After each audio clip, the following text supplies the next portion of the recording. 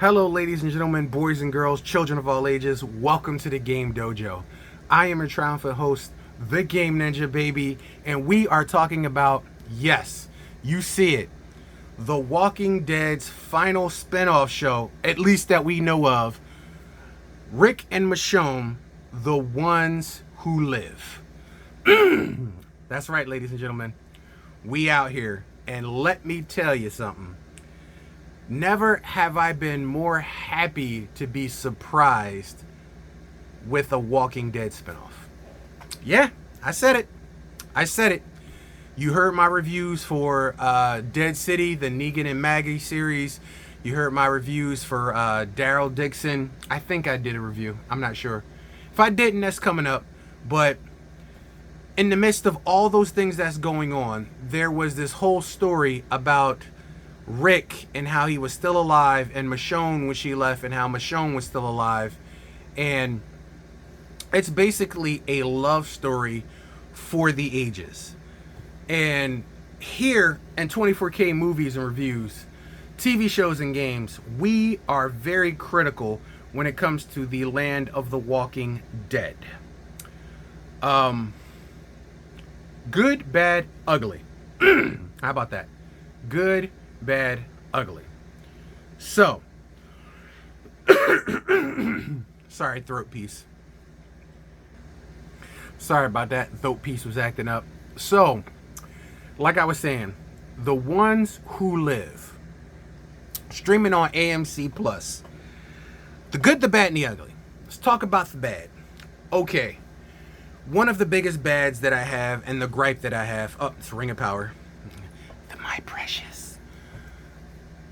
Rick was one of the smartest characters, one of the strongest characters, besides him going crazy after Lori died and him talking to imaginary ghost on the telephone and talking to himself. He was one of the strongest characters and one of the smartest thinkers in the show.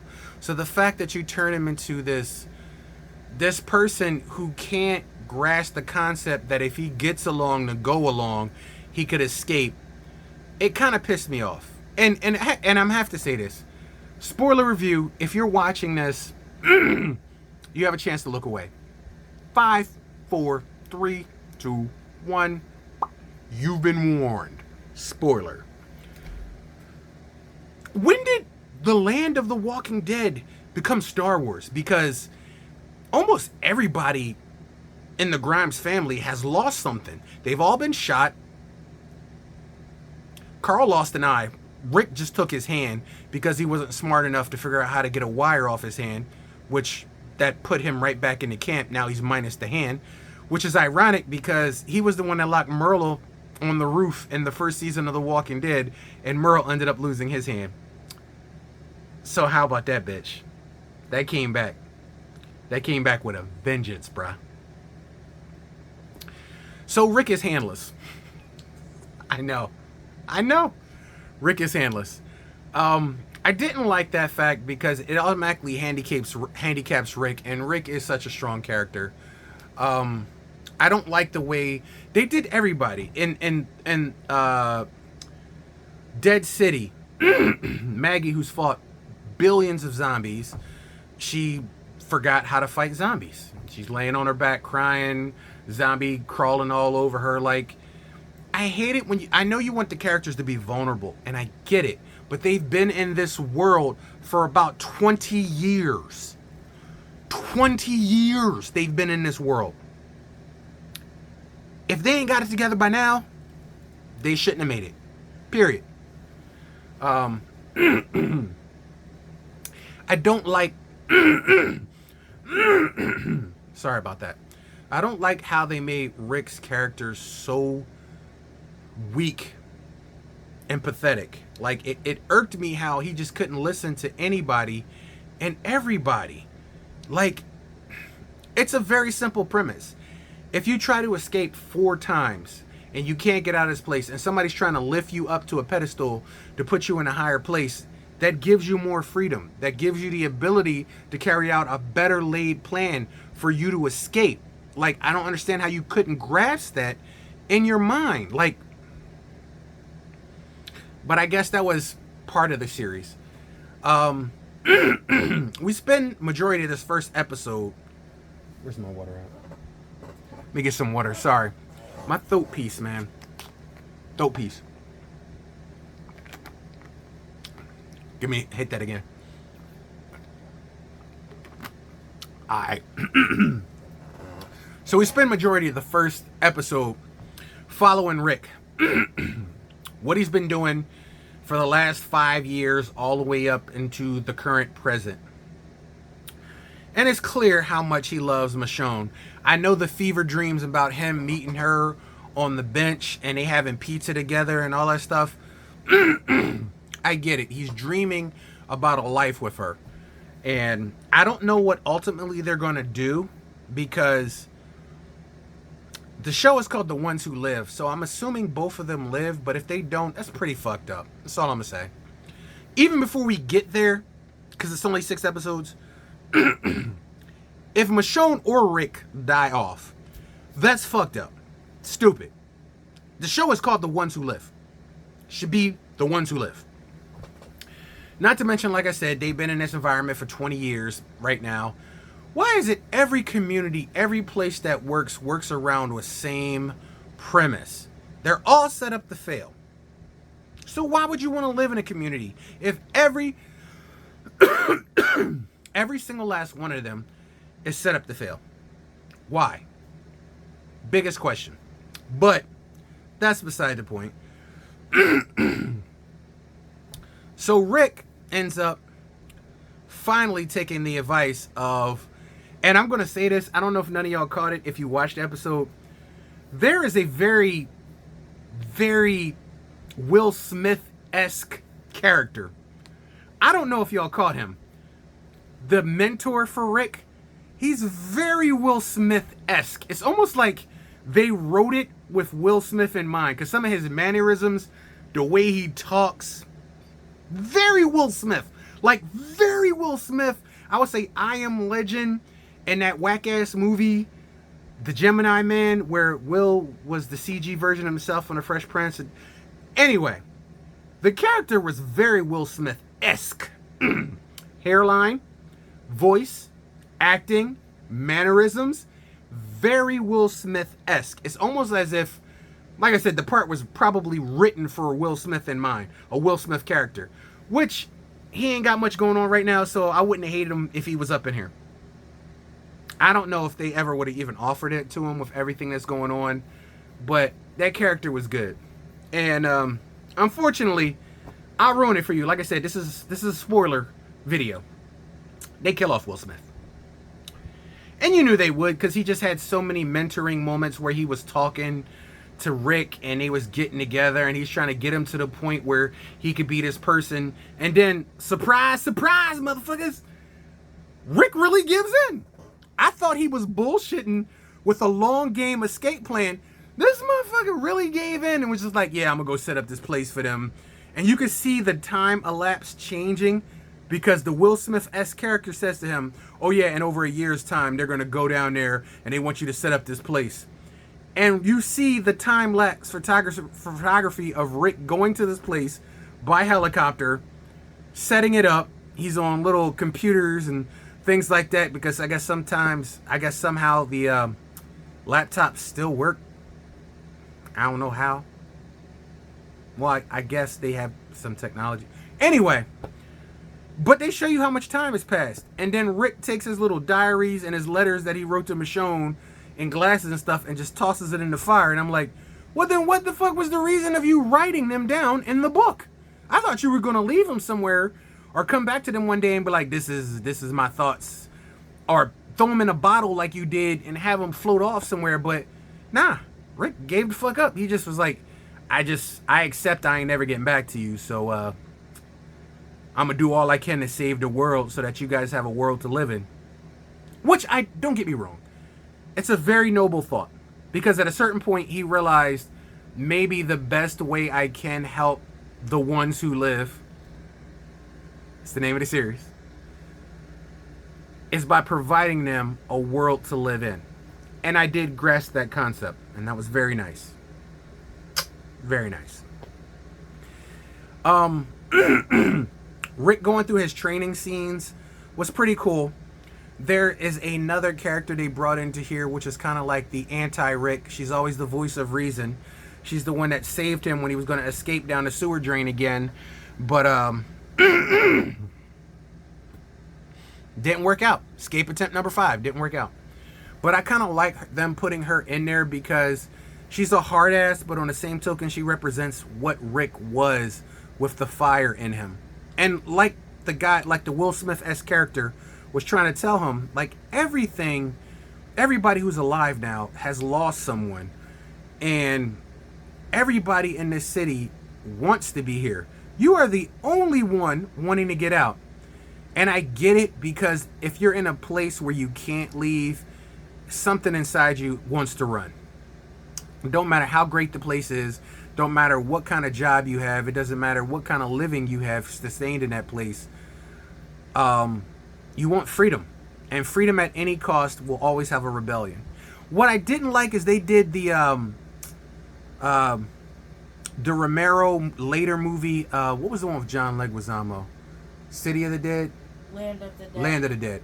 They did the Land of the Dead thing where people who are richer and well off have like this special place where they get to be, and everybody else is down here around killing zombies and maintaining the city, but they don't have the ability to go where these upper echelon people are. And that's just bullshit. Like, it's the end of the world and we still got class systems. But that's human nature. That's reality. Because the fact of the matter is, people are only going to do what you allow them to do.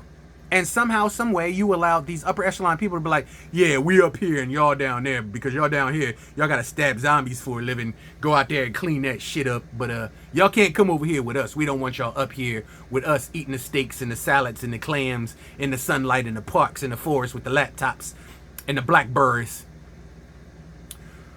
Which, that's human nature. I get it. Human nature, people are fucked up. But it also gave me, like, I have some hope for a society where people can just be all together. Us against the dead. It's a simple premise. The living versus the dead. The dead have the numbers, and sooner or later, they will come. And there's a scene where they showed, like, Michonne riding into a sea of walkers, and you're talking about billions. Herds those size will roam all across the continent, so sooner or later, if they're not at your doorstep, they will be. So there should be a plan on how to take down something of that size. But instead of you working on your own separation anxieties because you're living with people that you see beneath them, it's always a fucking problem when you actually go into these living situations where you like, well, we don't want to be with them because they're down here and we're up here. Unless you're up here with a gun and you're a all-time fighter, the people down here are protecting your ass up here. You might want to give them some of the upper echelon. Otherwise, when that huge herd comes, your ass is grass. And that's exactly what happened in George Romero's Land of the Dead. John Leguizamo was thinking he was going to get the good life by doing all the stuff for Dennis Hopper, and Dennis Hopper was like, yeah, you'll never be one of us. And try to kill him and kick him out of the city. And when the zombies came, the city fell. And everything on every Walking Dead episode, every city, every society, every place, they have all fallen because of their politics. Every single last society in The Walking Dead has fallen due to their idiotic politics. And I guess this one is going to be no different. But with having Andrew Lincoln and Danai Gurira. Anyway, having them on board as writers and producers, I have hope, because the episode did not suck. It was long, but they had a lot of stuff to cover with Rick since we've seen him blown up on the bridge and he was gone. I don't like the Jadis character, and I don't like the fact she got to go forward when so many other characters was killed off. And I know somehow, some way, Lenny James as Morgan, he's gonna find his way over to the show. There was always rumors of it. He's the only person that's been across all three shows and spinoffs, Lenny James was right. He said he's going to live forever. The weak shall inherit the earth. Morgan is going to be, he's going to somehow, some way make an appearance in here. He has to. But there was a telling point of this series where I really felt it, because we knew Rick loved Michonne and we knew Michonne loved Rick, but we never had Rick articulate just how much he loved Michonne. You can take it off the table that he left Judith behind, he left RJ, Rick Jr. aside, and Michonne left him behind because she loves him and she wanted to find him. I get it, granted, okay, we're past it. But to illustrate Rick talking about her in such detail, in such emotion, he never talked about Lori that way.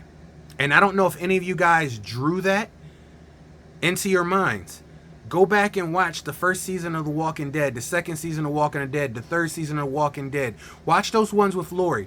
Look how he talks to Lori. Look how he is to Lori. Look how he was around Lori. And then look how he was with Michonne. He had more passion and fire for Michonne than he ever did for Lori. And that's one of the deepest forms of love, because that's the only thing that kept him going. I'm quite sure he wanted to see his daughter again. I'm quite sure he wanted to see RJ again. But the driving force in his heart was Michonne. Love. And as long as they concentrate on that love dynamic, I don't care where the series goes, I don't care who they introduce, I don't care if they do the same things they did all over again. As long as they make their love the center focal point of the show, you will have your first productive spinoff. Now, Fear the Walking Dead, I was with all the way up until they got rid of Nick and they got rid of the original core family. You killed off all the great people again, and you did it around the same time you killed off the amazing characters on The Walking Dead. That was a fuck up.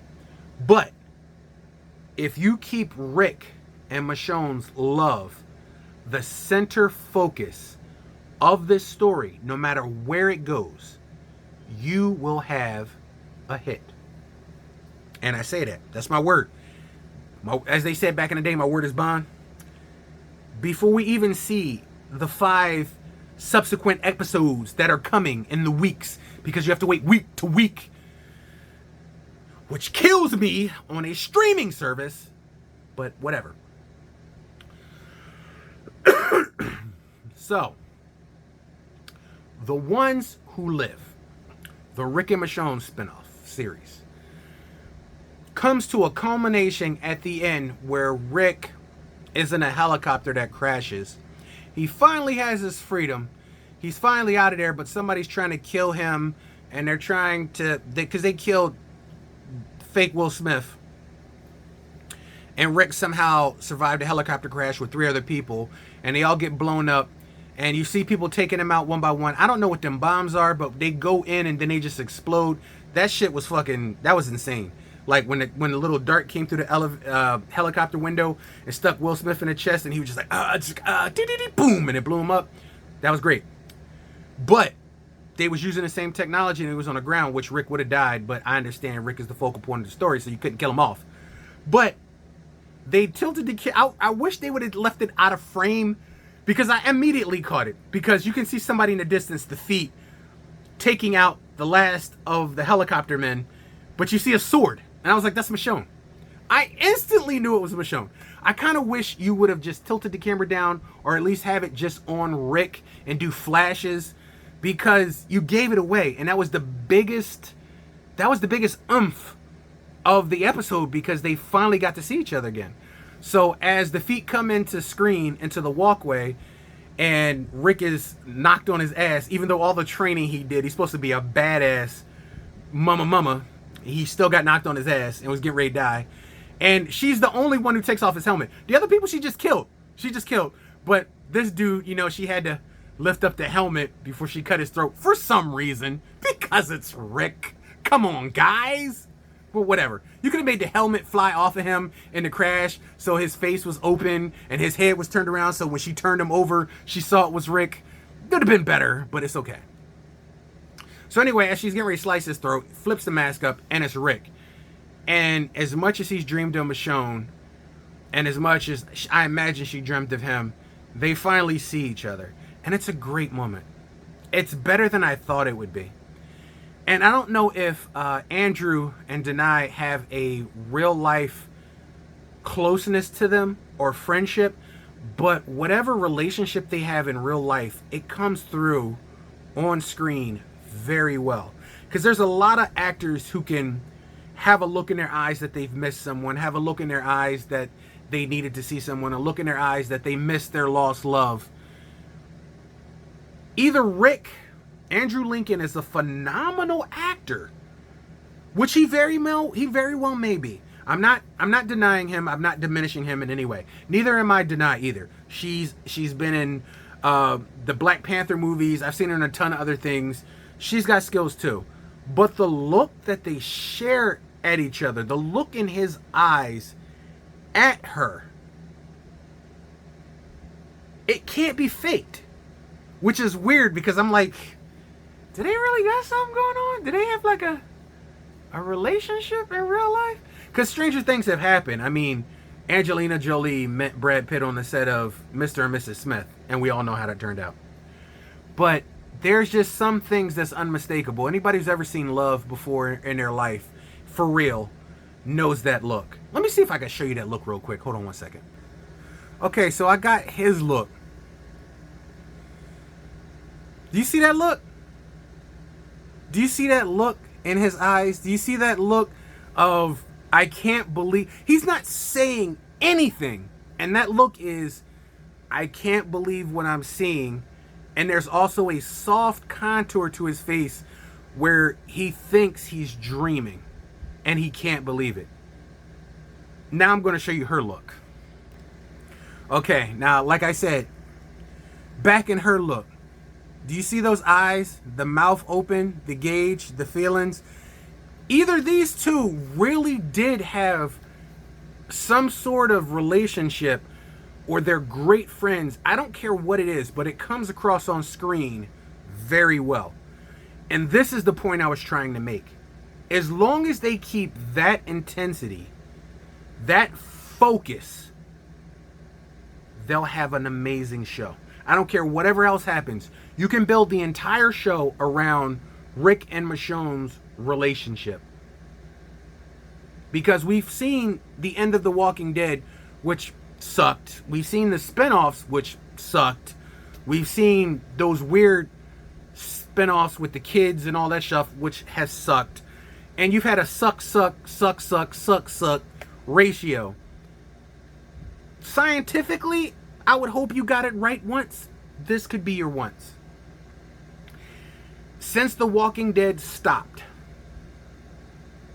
the last few seasons were at the most, They weren't great. They were You have something here. And it takes me reminiscent back to the prison where she first met him, where the series was still good, going good. It's your job not to fuck it up. All you have to do is land the plane.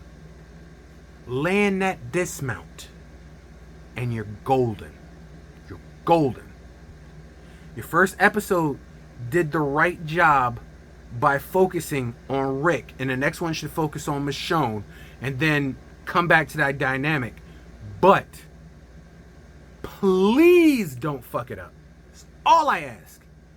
Don't fuck it up. No woke bullshit.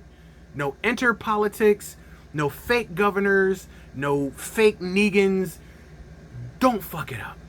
And if you can, because I don't know where you guys are going with this, pepper in a little bit of those old characters. I don't care if it's a flashback.